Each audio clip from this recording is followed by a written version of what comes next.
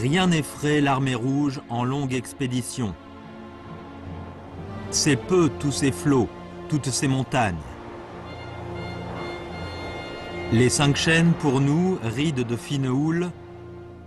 Le mont Oumang colossal, simple mode qu'on foule. Tièdes par la rivière Zinsha sont les roches flagellées. Sur la rivière Dadou est tendu un pont en chêne gelé. Sur le mont Minshan, la neige immense a de quoi nous séduire. Les 3 années passées, se répand le sourire.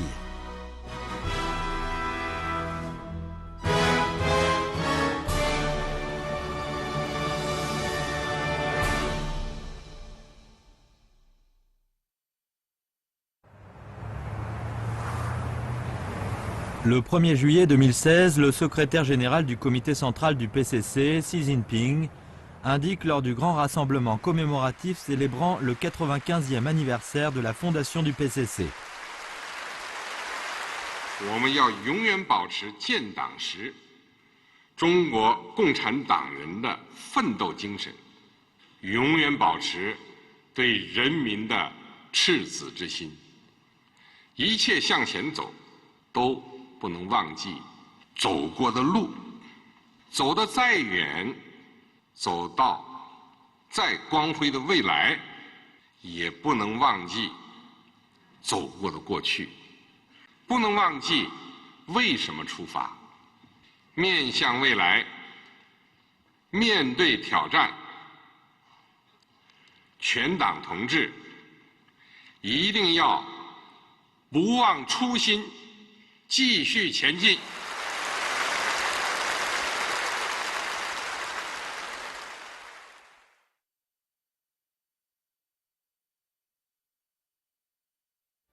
La Longue Marche a forgé une génération de combattants.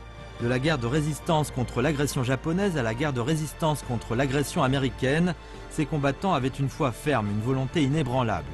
Plus ils combattaient, plus ils devenaient braves et étaient trempés comme de l'acier. La Longue Marche a jeté une base solide de talent pour la Chine nouvelle et forgé des piliers d'État, aussi brillants que les étoiles dans le firmament. Quand l'Occident doutait que la Chine nouvelle puisse nourrir des centaines de millions de sa population, l'ancien général de l'armée rouge, ministre du défrichement agricole de l'époque, Wang Zhen, partit à la tête des dizaines de milliers d'officiers et de soldats dans le Xinjiang, le Heilongjiang et l'île de Hainan pour défricher la terre et construire des céréaliers.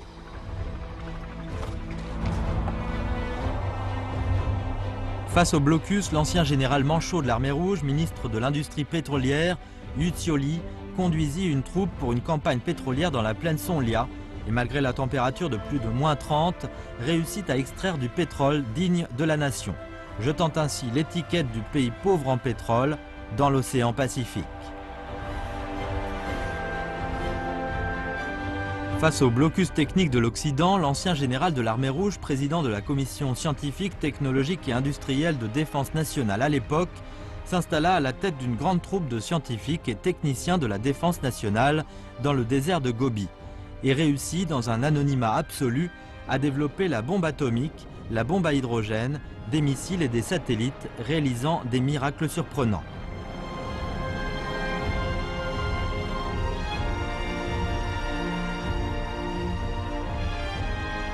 « 80 années se sont écoulées. Le grand esprit de la Longue Marche a été intégré dans la veine de la nation chinoise depuis longtemps. Les esprits de Yan'an, de Sibaipo, des 2 bombes et 1 satellite, du chemin de fer du Qinghai-Tibet, de la lutte contre le séisme de Wenchuan, de la mission spatiale habitée, tous recèlent le gène rouge de l'esprit de la Longue Marche. À chaque moment critique, chaque fois en cas de difficulté, les gens se rappellent toujours le passé et puisent de la force dans la Longue Marche.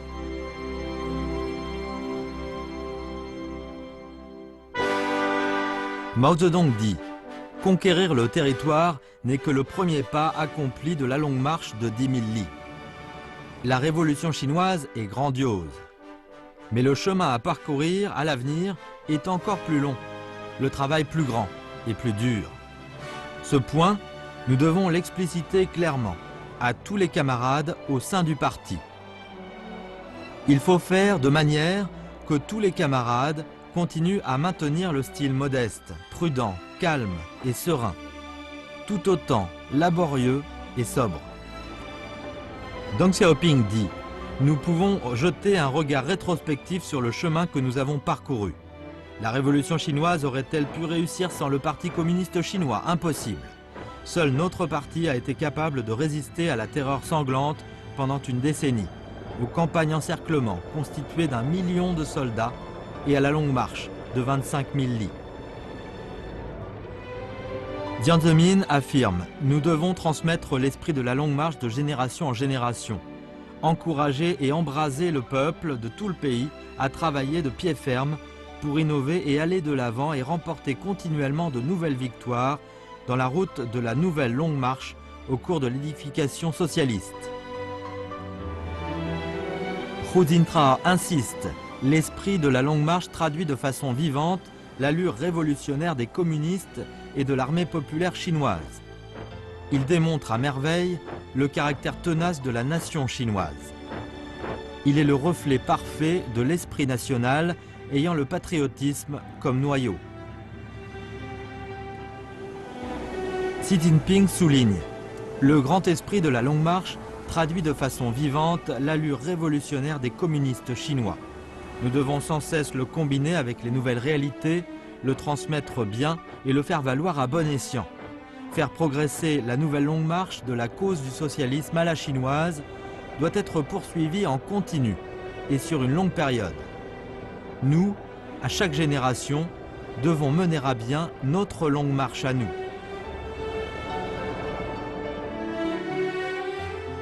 Le 29 novembre 2012, Xi Jinping, accompagné des membres du nouveau bureau politique du comité central du PCC, a visité l'exposition Route de la Renaissance et présenté pour la première fois au monde entier le rêve chinois.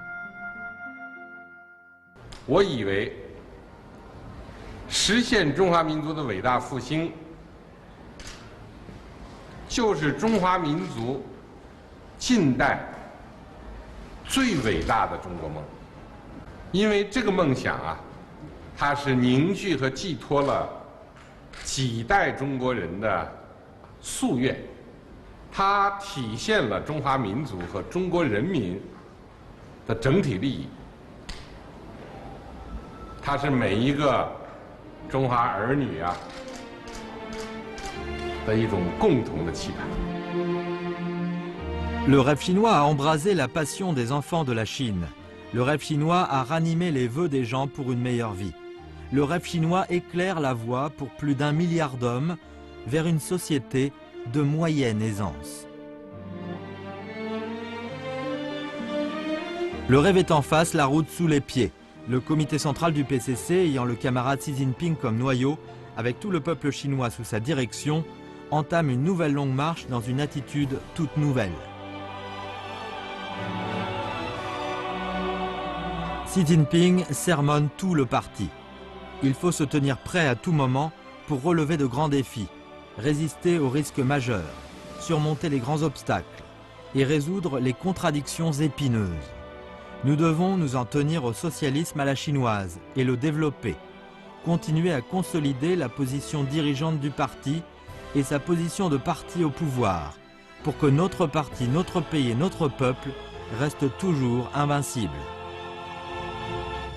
Depuis le 18e Congrès national, allant de la détermination des objectifs 2 fois centenaires à la programmation, puis la promotion de la disposition de 5 édifications dans un ensemble, en même temps que la coordination et la promotion de la disposition stratégique de 4 Tuanmian, allant de l'implantation de 5 grands concepts de développement, innovation, concertation, vert, ouverture, partage, à la confiance dans la voie, la théorie, le système et la culture, le comité central du PCC a formulé une série de nouveaux concepts, de nouvelles idées et de nouvelles stratégies pour la gouvernance de l'État. La cause du socialisme à la chinoise se voit offrir de belles perspectives. Surmonter les obstacles, naviguer toute voile dehors, la réforme approfondie sur tous les plans progresse vers la zone en eau profonde. Développement tiré par l'innovation, l'entrepreneuriat de masse, innovation de masse, réforme du côté de l'offre, nouvelle force motrice libérée, développement intégré de Beijing, Tianjin et Hebei, nouvelles opportunités créées avec l'édification de la ceinture économique. Internet+, Big Data, Cloud Computing, l'Est se développe d'abord, mise en valeur de l'Ouest, redressement du Nord-Est, émergence du Centre, tout cela forme un nouveau paysage. Le comité central vise haut et voit loin et fait preuve d'une fermeté hors pair quant à la compréhension, l'adaptation et la conduite de la nouvelle normalité économique. Construire un pays socialiste puissant sur le plan culturel, forger et pratiquer les valeurs socialistes fondamentales, transmettre le gène de la brillante culture chinoise, raffermir la base du soft power culturel de l'État, faire rayonner l'esprit chinois et rassembler toutes les forces de la Chine. Réaliser la modernisation dans un pays peuplé d'1,3 milliard d'hommes est une mission sans précédent dans l'histoire de l'humanité. De 2011 à 2015, l'économie chinoise a progressé de 7,3% par an en moyenne. Le volume augmenté chaque année représentait la taille de l'économie d'un pays moyennement développé. Sa contribution à la croissance économique mondiale a atteint 25%. La Chine est devenue un important moteur de la croissance de toute l'économie mondiale. Xi Jinping dit « Une société de moyenne aisance dans son ensemble signifie que tout le peuple sera dans cette situation. Il ne faut pas que certaines populations se laissent distancer. Dans les 5 années à venir, nous tâcherons de faire sortir les 70 millions de personnes vivant dans le besoin, selon les normes actuelles de la pauvreté dans leur totalité. » Une société modérément prospère ou pas prospère, l'important est de voir les paysans. Xi Jinping a arpenté la vie de la population rurale personnellement et réchauffé le cœur du peuple. Il a parcouru une vingtaine de provinces et régions, cela pour rechercher la vérité dans les faits, prendre des mesures en fonction des conditions locales, classifier les cibles pour les assister et porter une assistance spécifique à chaque région et à chaque catégorie sociale. Il insiste, ne laissons pas un seul individu démuni. Le village de Huamao, dans le district de Zhuyi, est un lieu où l'armée rouge passa à l'époque. En juin 2015, Xi Jinping est venu ici inspecter des serres à contrôle intelligent de température, la maison des membres du parti et des masses, le centre de service de produits et spécialités du terroir. Vu que les efforts apportaient une assistance ciblée aux populations pauvres avaient enregistré des résultats concrets et réalisé la combinaison du paysage champêtre, de la culture rouge, de l'art de la céramique et du développement industriel, il s'en est beaucoup réjoui. Jiantraibu, dans le Ningxia, est l'endroit où des troupes de l'armée rouge firent leur jonction. Le mont Liupran figure parmi les 14 régions les plus pauvres du pays. En juillet 2016, Xi Jinping y est venu pour la seconde fois. Il y a visité des habitations, bavardé sur le Krang, un lit en terre battue, avec des vieux membres du parti, des gens qui se sont enrichis, les familles les plus démunies et des religieux. Il a confié « Je suis très heureux de voir les villageois mener une vie de plus en plus meilleure. En 2020, nous devrons parvenir à l'objectif qui est de sortir toutes les populations du pays de la pauvreté. »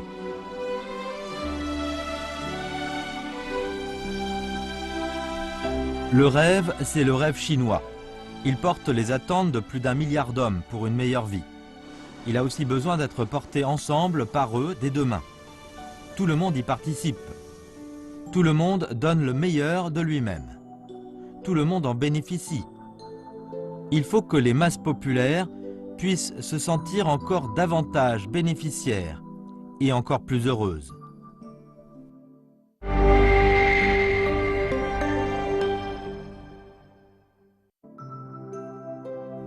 Si l'on veut faire valoir l'esprit de la longue marche, on doit s'en tenir à l'idéal et à la foi, renforcer la conscience politique, le sens de l'intérêt global, le sens du noyau et le sens de s'aligner à sa propre initiative sur le comité central.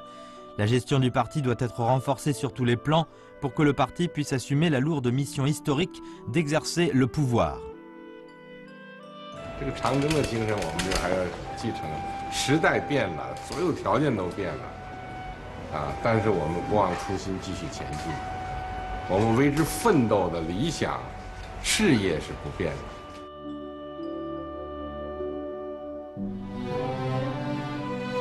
La Chine est le pays le plus peuplé du monde avec plus d'1,3 milliard d'habitants. Le PCC est le plus grand parti du monde qui est au pouvoir depuis une longue période avec 88 millions d'adhérents. L'édification du parti est une lourde responsabilité et impacte la situation globale.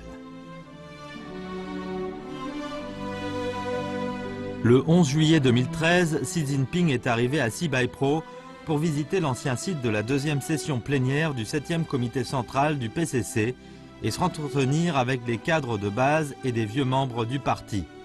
Il a dit « Je suis venu plusieurs fois à Sibaipro. Chaque fois, je viens avec un sentiment respectueux et je repars avec beaucoup de réflexion. À l'époque, quand le comité central a quitté Sibaipro, le camarade Mao Zedong a dit que c'était pour participer au concours impérial. Plus de 60 ans se sont passés, nous avons fait des progrès considérables, le peuple s'est mis debout et s'est enrichi.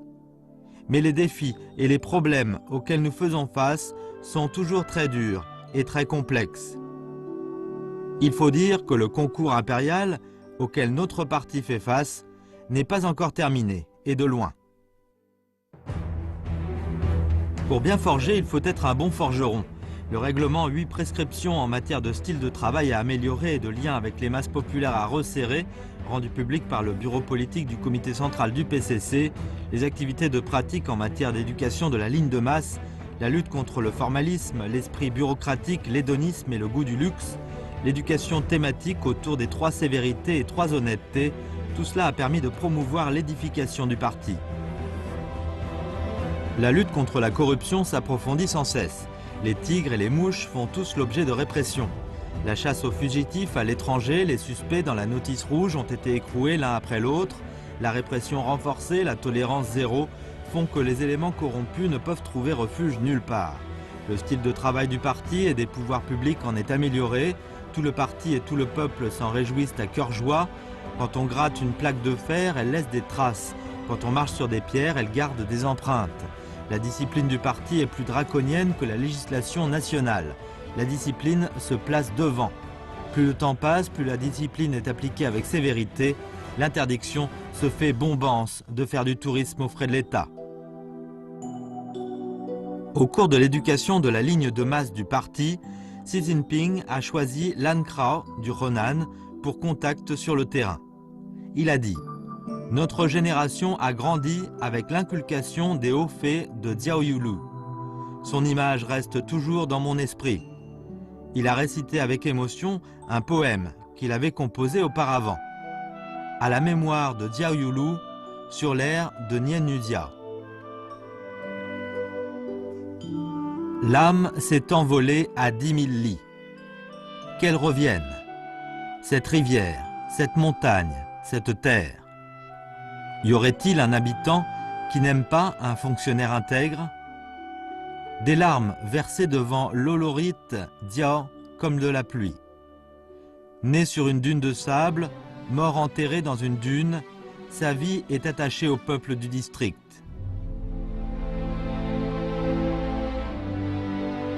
En temps de guerre, notre parti ne pouvait pas se passer du peuple. Aujourd'hui, en tant que parti au pouvoir, il ne peut pas non plus s'en passer. L'avenir et le destin du parti seront à la fois déterminés par la popularité. La volonté du peuple est la force. La volonté du peuple est ce qui est le plus important en politique. Les membres du parti, ainsi que les dirigeants, doivent avoir à l'esprit le parti, le peuple, la responsabilité et aussi la discipline.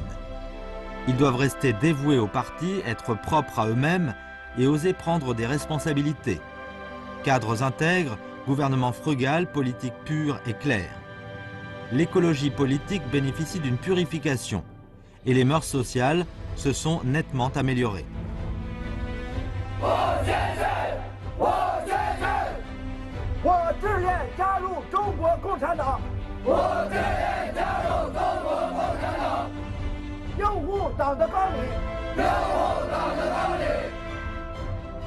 Le 30 octobre 2014, la conférence du travail politique de l'APC a été convoquée au bourg de Goutienne, Fujian. Ici, c'est l'endroit où notre parti avait défini les principes d'édification du parti sur le plan de la pensée et d'édification de l'armée par la politique. Xi Jinping est venu 7 fois ici. Il a insisté sur le fait que le thème pour le travail politique de l'armée dans notre temps consistait à fournir une garantie politique solide pour la réalisation de l'objectif du parti de fortifier l'armée dans les nouvelles circonstances sur fond de la réalisation du rêve chinois du grand renouveau de la nation chinoise. Dans le mémorial de la réunion de Goutienne, Xi Jinping a dit « Souvent, l'histoire peut être vue plus clairement à mesure que le temps passe. Il exhorte tout le monde à y réfléchir profondément. À partir de quel endroit étions-nous partis à l'époque? Et pourquoi ?» Xi Jinping, assis entouré de cadres du parti et de représentants des héros modèles, a mangé le riz de l'armée rouge, avec beaucoup d'appétit. Il a demandé aux officiers et aux soldats de l'APL d'apprendre la tradition, de l'aimer et de la faire valoir.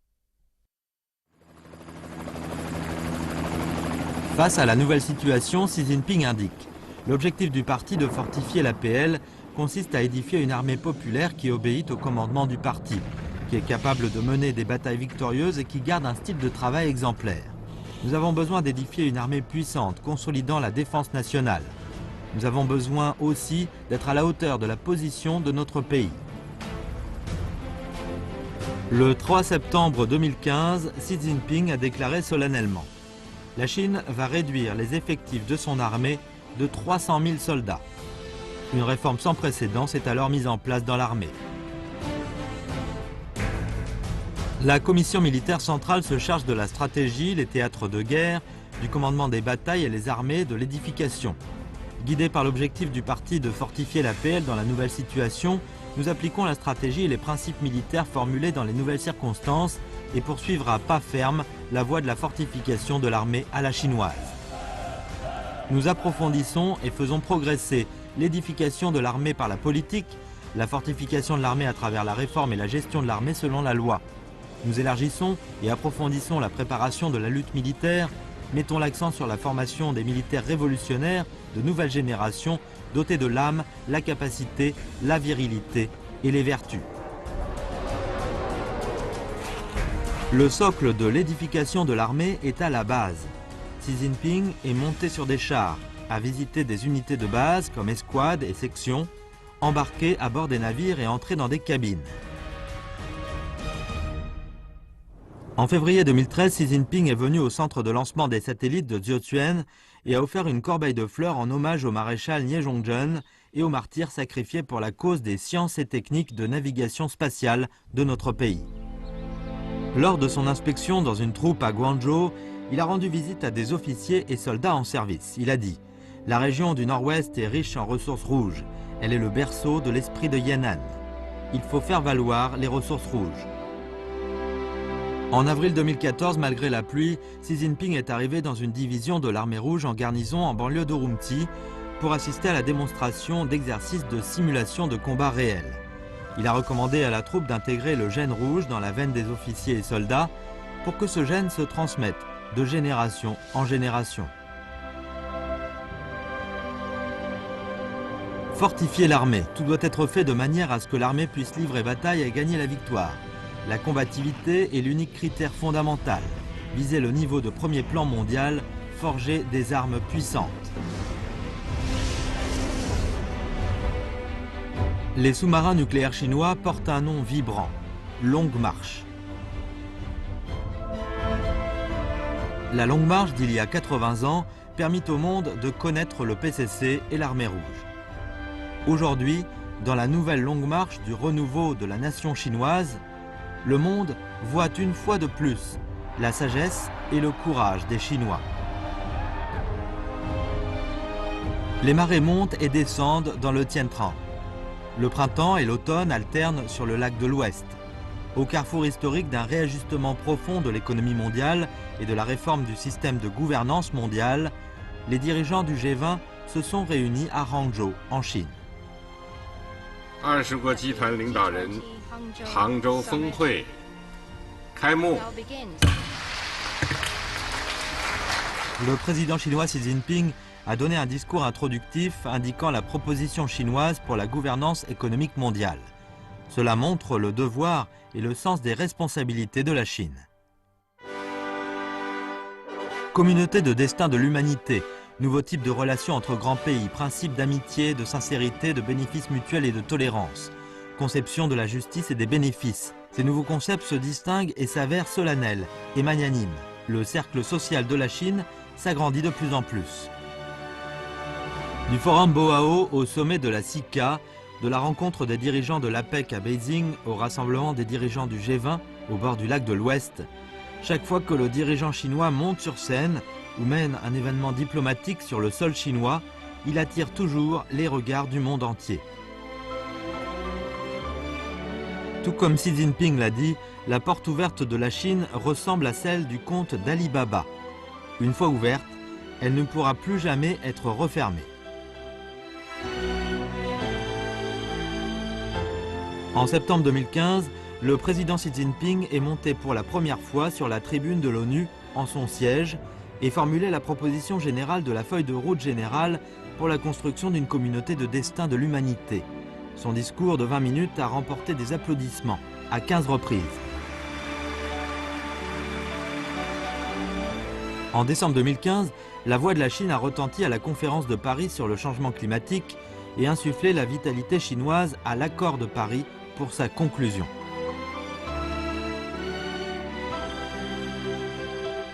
L'initiative La Ceinture et la Route, exaltant la sagesse orientale, a bénéficié des échos favorables de la part des dizaines de pays et organisations internationales. Telles que 2 rubans multicolores, elle relie étroitement le destin de 4,4 millions d'hommes.